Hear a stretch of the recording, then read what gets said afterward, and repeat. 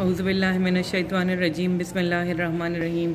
जो हम टॉपिक 6 में पढ़ चुके हैं वो ग़ज़वा खैबर का टॉपिक है।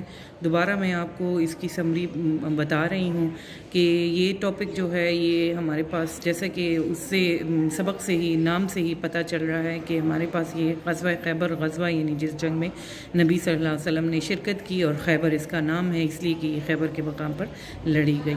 अब ये जो ग़ज़वा था ये खैबर का इलाक़ा जो था वो मदीने के शुमाल की जानिब था और तकरीबन 200 किलोमीटर के फ़ासले पर था।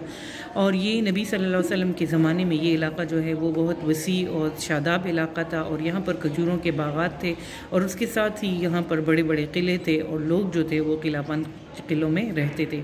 अब इस जंग का पस मंज़र जो है, इस ग़ज़वा का पस मंज़र बयान करती हूँ कि इस ग़ज़वा में ये जो मदीने में यहूदी कबाइल आबाद थे, उनकी हर वक्त यही कोशिश होती थी कि वो इस्लाम के ख़िलाफ़ साजिशें करते थे। इसके बावजूद कि नबी सल्लल्लाहु अलैहि वसल्लम ने उनके साथ मीसाक़ मदीना का मुआहिदा किया था, और जल्द ही उन्होंने मीसाक़ मदीना की ख़िलाफ़ वर्जी की। मीसाक़ मदीना में बहुत से बातें जो हैं वो नुकात जो हैं वो थी, लेकिन उनका जो अहम नुक्ता जो है वो ये था कि मदीना के यहूदी जो हैं वो मुसलमानों के साथ जंगबंदी का मुआहिदा उन्होंने किया था कि उनके साथ वो जंग नहीं करेंगे। इसकी वजह से जब उन्होंने मीसाक़ मदीना की ख़िलाफ़ वर्जी की तो उनको मदीने से निकाल दिया गया, और वो वहाँ पर जाकर खैबर में आबाद हो गए। वो यहूदियों ने मुसलमानों का ख़ात्मा करने के लिए अरब के दूसरे कबाइलों को भी साथ मिलाया और मदीने पर हमला करने की तैयारी शुरू कर दी। और इसी ग़ज़वे से पहले ही ग़ज़वा अहज़ाब भी इसी वजह से पेश आया। ग़ज़वा अहज़ाब जिसको ग़ज़वा खंदक भी कहते हैं। और इस ग़ज़वे में यहूदियों को जो है वो नाकामी हुई, और जिसकी वजह से वो और भी मुसलमानों के साथ दुश्मनी पर उतर आए। इसके बाद जब कुफ़ार ने जो है वो वक्तन फ़वक्तन मुसलमानों को तंग करने लगे, और यहाँ पर 6 हिजरी में आखिर में उन्होंने मदीने पर हमले की तैयारी शुरू कर दी। नबी सल्लल्लाहु अलैहि वसल्लम को भी इस बात की खबर जो है वो मिल गई।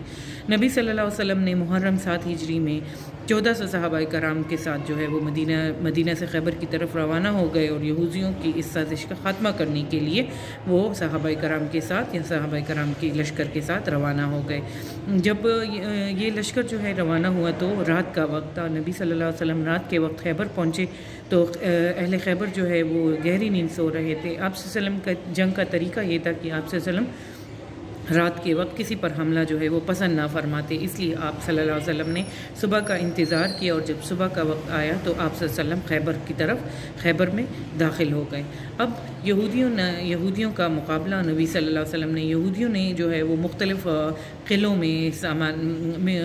किलों में जो है वो आबाद थे, और उनमें से यहूदियों का एक किला था जिसका नाम था किला नाम। उन्होंने जंगी सामान जो है वो इस किले में जमा किया हुआ था।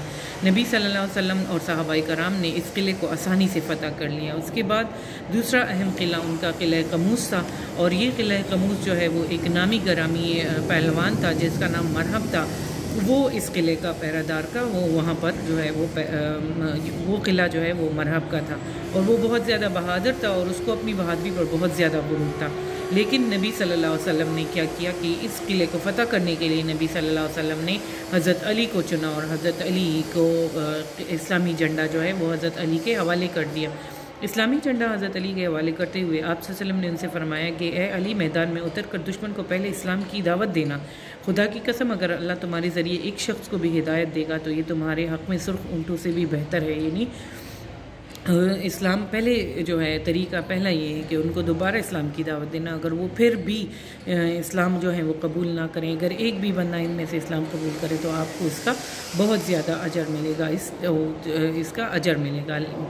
उसके बाद हज़रत अली और मरहब का मुकाबला हुआ था। मुकाबला शुरू हो गया। जो किला कमूस का जो वो था पहलवान था हज़रत अली किला कमूस जब पहुंच गए तो वहाँ पर यहूदियों को सबसे पहले यहूदियों को इस्लाम की दावत दी, जो उन्होंने उस बात से उनको इनकार कर दिया। मरहब की क़यादत में वो लोग जो हैं यहूदी जो हैं वो मुकाबले के लिए निकले।